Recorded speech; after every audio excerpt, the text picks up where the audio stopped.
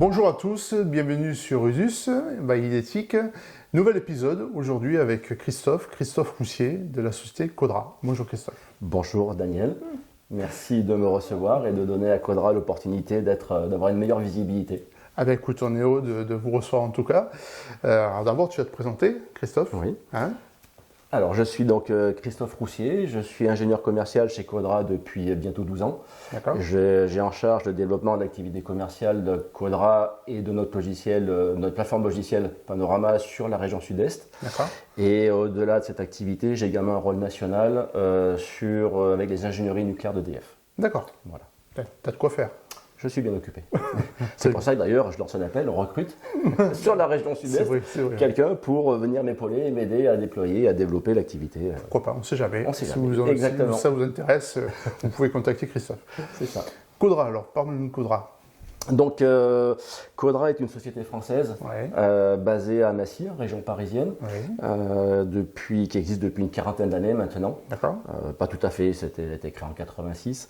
Et nous sommes éditeurs d'une plateforme logicielle qui s'appelle Panorama, dont les déploiements se font sur différents secteurs d'activité, que ce soit industriel, nucléaire, transport, eau, et notamment GTB. Dans le bâtiment. Dans le bâtiment. C'est comme ça qu'on a fait connaissance. Tout à fait. Dans le bâtiment, vous êtes présent avec des solutions qui sont assez agiles aujourd'hui, puisque s'adaptent et on les retrouve dans les bâtiments pour gérer différentes fonctions. Tu vas nous présenter ça? Oui. Voilà. Donc en fait, Panorama est une plateforme de supervision temps réel pour permettre aux exploitants d'être informés et de piloter les installations techniques en temps réel.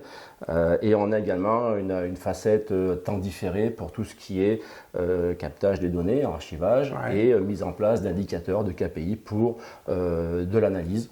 Alors dans le domaine du bâtiment, c'est très orienté efficacité énergétique évidemment. On est en plein dans le sujet en ce moment. On est en plein dans le sujet et encore plus effectivement ces dernières semaines, ces derniers mois.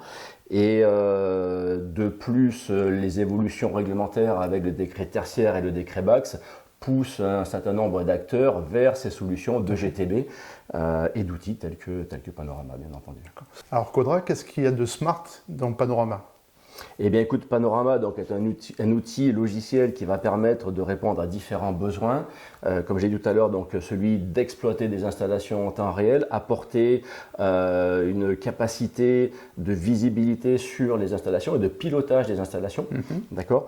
Et on a, à travers notre outil Panorama E2, et on a également le logiciel Panorama H2, qui est un outil d'historisation avancée et de mise en œuvre de rapports. Avec des KPI sur l'efficacité énergétique notamment pour analyser un petit peu les installations et permettre de comprendre ce qui se passe et d'apporter et d'améliorer les installations. Vous touchez toutes les fonctions du bâtiment? Toutes les fonctions du bâtiment. Alors, c'est vrai que c'est pour ça qu'on parle de plateforme, puisque dans le domaine de la GTB, Panorama va pouvoir s'interfacer avec des installations de type CVC, chauffage, ventilation, climatisation, les courants forts, les courants faibles, les ascenseurs, l'éclairage. Vraiment, c'est très très ouvert en termes de communication vers le terrain. Et Panorama est également très ouvert aussi sur son écosystème informatique, que ce soit à travers des outils de GMAO, des outils des systèmes d'information géographique, quand on travaille sur des systèmes et des installations dans les villes, par exemple, ou des choses comme ça. Et tout ça aussi nous pousse vers ce que l'on entend de plus en plus parler, la notion de BIM. Et la notion de BIM-GEM, tout ce qui est gestion d'exploitation et maintenance d'un bâtiment. Je rappelle que le concept du BIM, c'est de mettre en place des outils, et notamment à travers le jumeau numérique, qui va accompagner le bâtiment de sa conception en passant par son exploitation, sa maintenance et à sa déconstruction.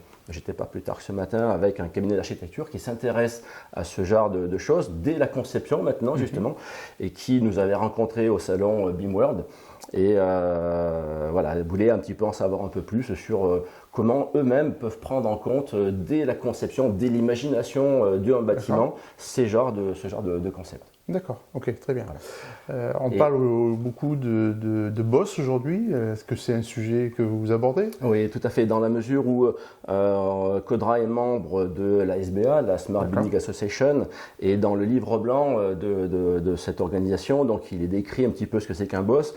Et Panorama, de par cette plateforme ouverte vers différents systèmes, que ce soit à travers donc, la notion de GTB, on peut intégrer également à cela les notions d'hypervision de sûreté, puisque Panorama va dans un bâtiment, va pouvoir tout à fait communiquer avec des systèmes de détection d'incendie, d'intrusion, de contrôle d'accès, de protection périmétrique éventuellement, et fédérer la vidéosurveillance, élément essentiel que j'allais oublier, va pouvoir fédérer toutes ces données au sein d'une architecture unique, unifiée, et mettre en relation des données qui ne sont pas forcément simples à lier entre elles. Je vous donne un exemple, vous avez un détecteur incendie qui déclenche, et bien Panorama, intégrant le jumeau numérique, va pouvoir présenter automatiquement sur l'écran d'un exploitant la maquette, le jumeau vu en coupe par exemple, avec positionner l'endroit où l'alarme s'est déclenchée. Étant en lien avec le contrôle d'accès, on va pouvoir indiquer qu'à telle partie du bâtiment, telle et telle personne ont badgé et sont encore censées dans cette partie du bâtiment, dans l'aile nord, dans l'aile est, gérer pourquoi pas des scénarios d'évacuation. Et en parallèle, évidemment, le bandeau d'alarme classique d'une supervision avec toute la gestion que l'on peut avoir du traitement de l'alerte, de l'alarme, et également présentation automatique des flux des caméras de vidéosurveillance qui sont aux alentours du périmètre de l'endroit où le détecteur a déclenché, permettant à l'opérateur et l'exploitant de faire immédiatement une première levée de doute, par exemple. Et là, on facilite l'usage du bâtiment en insistant les personnes qui sont en charge d'exploitation, la gestion du bâtiment, d'avoir un outil qui leur concentre un petit peu toutes les données pour mieux le gérer. C'est ça. L'idée, et on intègre également dans ces concepts la notion de design, design UX, UI, permettant donc justement d'améliorer l'efficacité de l'analyse des événements dans leur contexte, permettant d'améliorer la réactivité, la prise en compte des événements et les traitements de cette information. On parle beaucoup de décrets tertiaires, décrets bac actuellement. Panorama, dans ce contexte-là, c'est un avantage, c'est un joker. C'est pas un joker, au contraire, c'est un élément essentiel, puisque Panorama s'inscrit complètement dans la chaîne de la GTB, que ce soit en communication, en connexion avec des automates de régulation, que ce soit avec tous les équipements qui constituent, on va dire entre guillemets, l'intelligence du bâtiment. Jusqu'à, comme j'ai dit tout à l'heure, donc la notion de prise en compte d'analyse pour améliorer le coût d'exploitation du bâtiment dans sa maintenance par l'efficacité énergétique, qui est un levier important aujourd'hui. D'accord. Dernier sujet, parce qu'il faut qu'on finisse notre vidéo.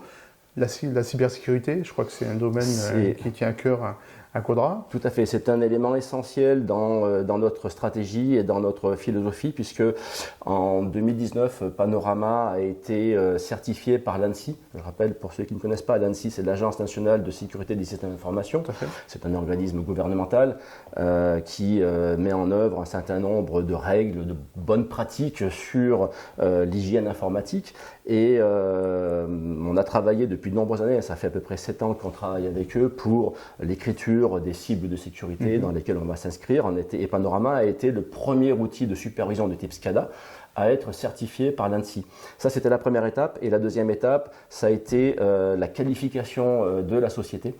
Ça veut dire qu'aujourd'hui, la qualification, c'est une reconnaissance qui certifie la confiance que porte l'ANSSI dans la société qui est éditeur de la solution logicielle ou le fabricant du produit. Et cela nous permet, nous, vraiment de marquer notre stratégie, ce qui va nous permettre de facilement certifier l'ensemble des prochaines versions de Panorama. C'est très important, ils sont assez drastiques sur les dossiers et les projets, et je crois que c'est renouvelable chaque année ou tous les 2 ans. Voilà, c'est ça. Il y a, la certification, ça va dépendre du produit, puisque c'est très très lié à la version du produit. Sitôt qu'on change une virgule, je dirais, dans le code du produit, la certification elle tombe. Et grâce à cette qualification, qui est, alors c'est pas un blanc-seing qui est donné par l'ANSSI, il y a des contrôles, il y a des audits, il y a tout un ensemble de vérifications comme ça, mais cela nous permet donc de faciliter les certifications de chacune des nouvelles versions. Et c'est vrai que dans le domaine de la GTB, beaucoup de propriétaires, beaucoup d'exploitants sous-traitent un petit peu un certain nombre de services à des sociétés partenaires et leur donnent un accès à distance à travers des solutions web notamment. Et on se retrouve aujourd'hui avec, dans des collectivités, dans des hôpitaux, il y a un certain nombre de secteurs où la cybersécurité devient un élément crucial. Et bien, voilà, ils sont très très sensibles à ces notions de cybersécurité parce que globalement, ce sont des passoires. Oui, tout à fait. Et c'est pas la GTB qui est visée, c'est le point d'accès pour aller sur des systèmes beaucoup plus stratégiques et sensibles pour que les hackers ou les truands, on va les appeler comme ça, viennent après rançonner et racketter les sociétés. L'actualité avec les hôpitaux français, on a vu ce que ça donnait. Et les hôpitaux, au début du Covid avec la métropole de Marseille. Enfin bon, il y a un nombre d'exemples incroyables entre ce que l'on sait et ce que l'on ne sait pas. Surtout. Oui, tout à fait. Ben écoute, Christophe, merci pour cette présentation. Merci de m'avoir accueilli. Et je te dis à bientôt. Très bientôt, au plaisir. Je vous dis à bientôt pour un prochain épisode. Merci et au revoir. Si vous avez aimé cette vidéo, n'hésitez pas à vous abonner, à activer la cloche, à faire des commentaires et à partager afin qu'on puisse s'améliorer. Merci, à très bientôt.